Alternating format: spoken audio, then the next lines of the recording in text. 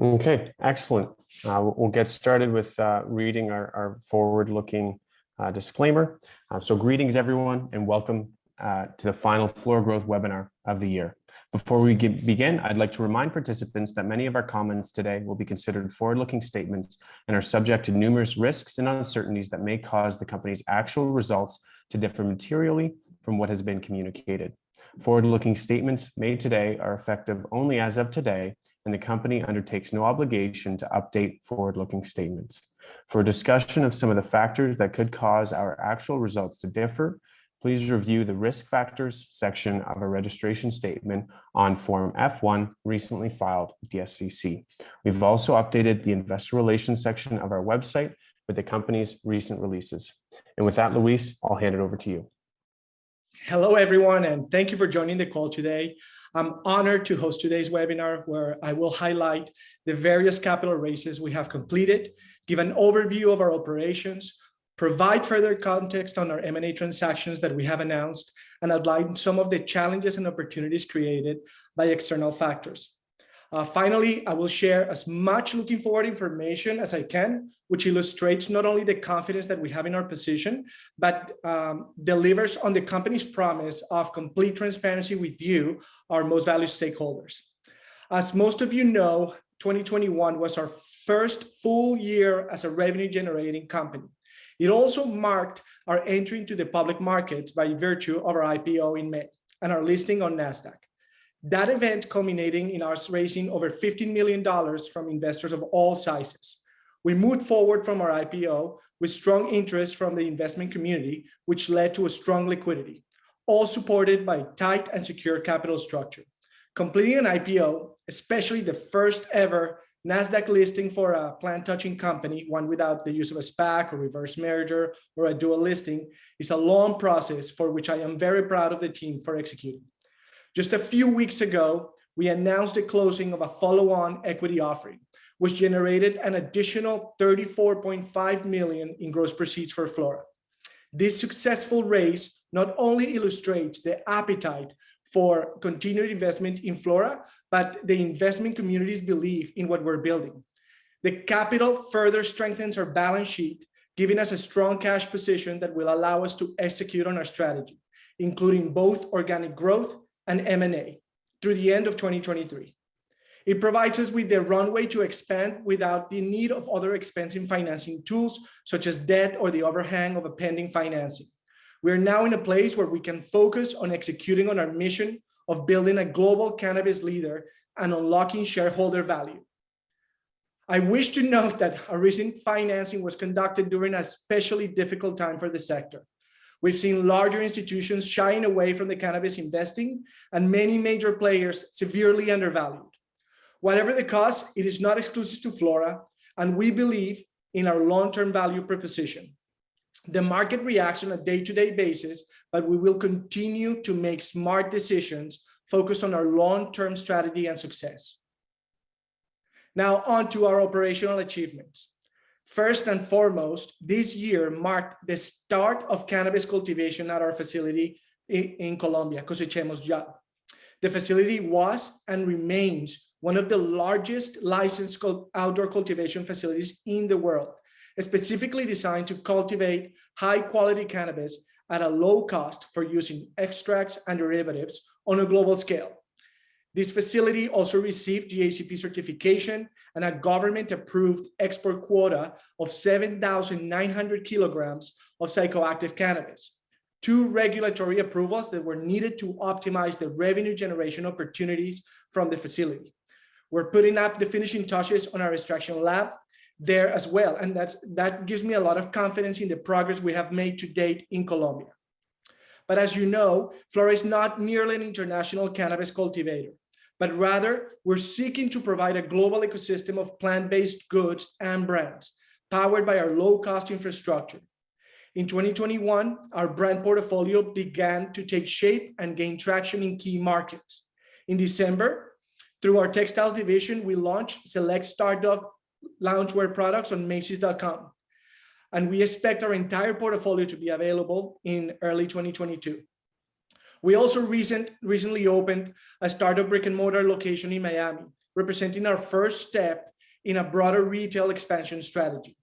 The brand has been extremely well received and is garnering the attention of large retailers worldwide as more consumers seek out eco-friendly brands with a purpose. In that vein, our Flora beauty products were recognized for their sustainability by Cosmoprof, a major North American beauty organization. And both cosmetics and apparel represent meaningful growth categories for Flora in both North America and globally. In Colombia, Flora's Casa Whole Food division signed a sales agreement with Tropi. For those of you who don't know who Tropi is, they're the largest food distributor with over 130,000 points of distribution in Colombia. Over the short term, this agreement is expected to generate over $10 million in revenue per year, beginning in 2022. Those revenues are coming in already. And we will introduce our entire product portfolio throughout the country, including cannabis ingestibles from the Casa's Mambe brand. Additionally, the Casa Whole Foods division announced a licensing agreement with Tonino Lamborghini brand to distribute cannabis-infused beverages in the US and Colombia. This project will give Flora exposure to the US cannabis market in a trending consumption category. We are pleased to partner with such a prestigious luxury brand as Tonino Lamborghini, and we will have more to share on this launch in the first quarter of 2022 as we're finalizing our first line of products. Now, looking to our M&A activities, the most notable of which is the closing of 100% acquisition of the leading cannabis accessories brand, Vessel. In just a few short years, Vessel built a renowned lifestyle brand in one of the most competitive spaces in the industry. This acquisition represents meaningful revenue and deep market penetration in one of the most mature cannabis markets in the world, the United States.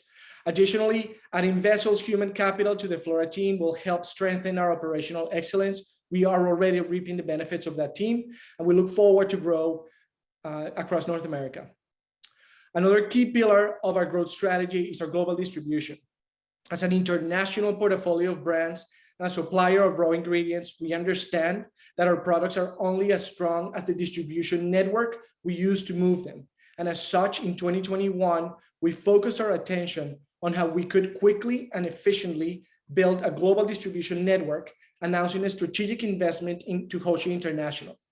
This investment, which closed in August, created a strategic access for medical-based THC cannabis throughout Europe. We also announced a joint venture with Avaria Health to distribute their award-winning pain product across Latin America. For context, this year, according to Nielsen data, Kelea, a brand owned by Veryard, saw the fastest dollar and unit growth in the national pain cream category in Canada. This partnership is expected to amplify the value of Flora Lab and our distribution network of pharmacies with minimal upfront investment from Flora. Finally, in one of the most exciting developments for the future value proposition of Flora is the establishment of Flora Pharma, which is led by renowned researcher Dr. Annabelle Manalo Morgan. Through this division, we laid the foundation for clinical research programs focused on unlocking the therapeutic potential of the cannabis plant. Now, I'd like to take a moment to address some of the external factors that made an impact on our business and give an overview of the landscape as we are heading into 2022. Entering the year, as most of you know, there was significant optimism around the prospect of regulatory change in the United States, with the MORE and SAFE Banking Acts having passed in the House. And of course, a new administration that was seemingly pro-cannabis reform. As we have seen, this optimism may have been slightly premature and has resulted in volatility and undervaluation in our sector. This is unfortunate, but is temporary in our assessment and opinion. Consumer acceptance for cannabis has never been higher, and while the US represents a major opportunity for Flora, we're leading international markets, and this delay actually represents a further opportunity for us to play in those global markets and to stake our claims as leader in the industry. Shortly after our IPO, we saw an extremely positive regulatory change in Colombia, with the government signing a new law that allows Colombia to access the entire global cannabis market. The change permitted the export of dried flower and the production and sale of ingestibles, as well as reduced domestic cannabis marketing restrictions. These changes created tremendous opportunity for Flora and they expedited the potential for international cannabis revenue generation from our low-cost infrastructure and our diverse brand portfolio. We are awaiting the regulatory checklist on this law and expect that it will be released in the upcoming weeks. Once we plan to register over 20 unique products with CBD and other cannabinoids for sale domestically in Colombia via our Casa Whole Foods division. We continue to work closely with the government of Colombia and are thankful for the support. Beyond Colombia, the rest of the world continues to take steps to further strengthen the regulatory framework of cannabis through either legalization or decriminalization. We are optimistic about Mexico and Latin American markets, which have also shown great progress towards legalization in the last year. In fact, we just announced our first product exports into Mexico and Spain. We will continue to pursue these markets where price will dominate buyer behavior and our ability to compete against larger US and Canadian players is strong. Beyond these recent exports in 2020, we successfully signed agreements to export cannabis to Panama, Australia, and South Africa, proving yet again that we are building one of the largest global supply chains in the cannabis products globally. Now, I would be remiss if we do not address supply chain issues that the world is experiencing. These are slowdowns that have been caused by either port backups, ongoing logistical challenges that have been felt across all industries, not exclusive to ours. And while I do not expect these factors to have a material long-term impact on our business, there have been some delays in the shipment of products that have impacted our deliveries for the fiscal 2021. We foresee these impacts continuing early into the new year, and as such, we have begun building inventories of raw materials and finished products. This started months ago. We're negotiating longer lead times and working with our partners to ensure expectations are clear and products are stocked wherever possible. Some things remain out of our control, of course, but for those factors that we can plan for, we are doing so with discipline and with intent. Now, turning our attention to what our investors can look forward into the new year. As a result, of course, of our 2021 activity, earlier last week, we announced revenue guidance for 2022. For the full year, we are projecting revenue between $35 and $45 million across our various divisions.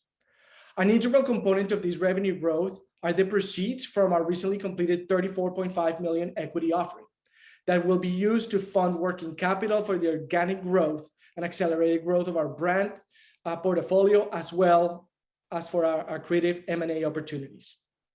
Looking at catalysts for growth by division, there are a number of exciting milestones on the horizon.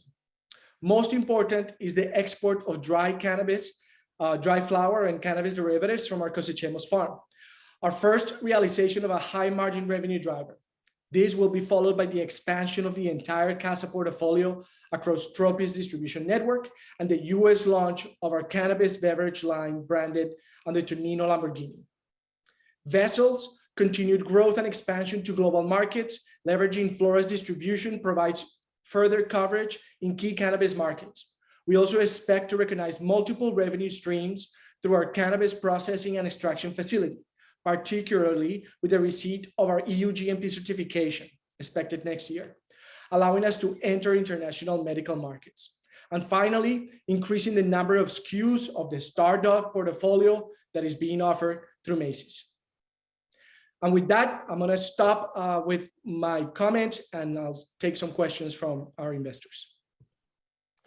So for those of you listening, there is a question area where you can submit the questions live. Luis, I do believe we have one here, which is just generally discussing the recent stock price performance and how some of these positive actions and moves that you've discussed here today are expected to impact that. Thank you, Evan. As I mentioned, there have been significant external factors that have impacted the industry as a whole.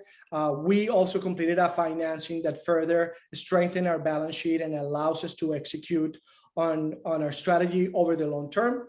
We believe the company is significantly undervalued at this point, and we're going to be able to highlight and demonstrate to our investors and shareholders that we can build a company that is positioned on a global scale, that can deliver on the fundamentals in terms of revenue, become cash flow positive, and EBITDA positive over the midterm. Another question that we have in is just discussing when and where we intend on selling our dried flower, both THC and CBD. Yeah, there have been a number of LOIs that have been signed over the last year with Panama, South Africa, Australia, even our non-psychoactive flower with the United States. All of those contracts will come into place once the regulatory checklist from the Colombian government comes into play. We're awaiting on that regulatory checklist so we can ensure that we abide by all the regulatory rules that the Colombian government will place to us, but we fully expect revenue generation from dry flower exports to commence in 2022. Excellent. Another question is, I guess, general thoughts and comments around legalization, specifically in Germany and Malta when it comes to potential recreational markets in Europe. It's very exciting what's happening in those markets. Clearly, as part of our strategic investment in M&A activity, we invested in Hoshi, which has assets in both Portugal and Malta. Malta is a small market in terms of the revenue generation that it can represent for Flora, but it's an interesting one as it's a gateway into the European Union. And of course, Germany being the largest economy in Europe just represents a significant opportunity, both on the medical and recreational side. We await to see the implementation of these changes and clearly are optimistic about the regulatory and legal landscape in Europe and elsewhere. Thank you. Another question, and I'm paraphrasing here. As you see it within the Flora portfolio, are there specific gaps or strategic areas of interest that we are looking to fill with that potential M&A that we've referenced? Not particularly. We have learned a lot over the last year. We have a very robust portfolio of products across multiple industries, and we believe we need to strengthen those pillars of growth that we have set up for the organization. But as an example of a fast or a high revenue industry, we'll see the food and beverage consumables industry continue to grow. One of our, by far, our best performing divisions was Casa Whole Foods. It will likely represent anywhere from 30 to 40% of our revenues next year. And we will continue to either work from an M&A perspective on strengthening that category or continue to fuel the organic growth of this division as we expand distribution globally. Excellent, thank you. We have a number of different questions here just in relation to when we would expect to release financials for 2021 and also just generally around when we expect to start releasing quarterly results. Yeah, we currently are classified as a foreign private issuer, which means that we will issue financial statements once every 6 months. The next time that we will expect to release full audited financial statements is in March of 2022. We fully expect to go to quarterly statements in the second half of 2022. Excellent. Another question here is just around cannabis in the United States and asking about what we can currently sell from our product portfolio and out of Costa Chemos into the US. Yeah, that question varies by division and varies by product category. An example is topicals. Topicals is an area that is highly regulated, but we have more clarity with regards to where we can sell. We currently are selling the Flora beauty products in 45 out of the 50 states. We have to keep a very tight oversight on each one of the regulatory frameworks of the 50 states to ensure that we're compliant. There are other categories of products like ingestibles, food and beverage products that are able to be distributed in some states and not other. Of course, all of our apparel portfolio can be distributed nationwide. And then with regards to flour and derivatives, everything that is considered non-psychoactive that complies with less than 0.3% THC can be sold into the United States as well. Excellent, thank you. And then we have just a number of different questions as it relates to the current status of harvest at Costa Chemos, as well as the status of the extraction facility and timeframes for EU GMP. Correct. So several questions there. So we're very pleased to announce that we are harvesting our commercial crops of non-psychoactive cannabis. Before the end of the year, we're going to be harvesting our first commercial crops or psychoactive cannabis. We're also completing a couple of investigative crops for the export quota for next year. All of that is happening over the next 20 days. We fully expect revenue generation from Cosechemos to initiate early into 2022. So we're very excited about that. And as far as the research laboratory and our extraction facility, the full infrastructure is complete. The machinery is being installed as we speak. We will have the machinery functioning and extraction being completed before the end of the year. We still have a couple of weeks in the fiscal year of 2021. We expect EU GMP certification to happen throughout 2022. When we have a more detailed timeline on that certification, we will provide it to our shareholders. Excellent, thank you. And that wraps up the Q&A that we have here, Luis. Okay, fantastic. Well, I'm going to wrap up this call by thanking every single one of our analysts, shareholders, stakeholders, and investors, and of course, particularly my team for all their hard work in 2021. This has been a foundational year for our organization. Not only we were able to list our company on NASDAQ, but we also completed a number of executional priorities for our organization that will set up our company for meaningful growth year over year starting in 2022. You should expect meaningful revenue generation in 2022 and should expect our global operation to continue to scale up as we realize the potential of our company. I wish all of you an incredible holiday season, and we'll talk in the next year. Thank you.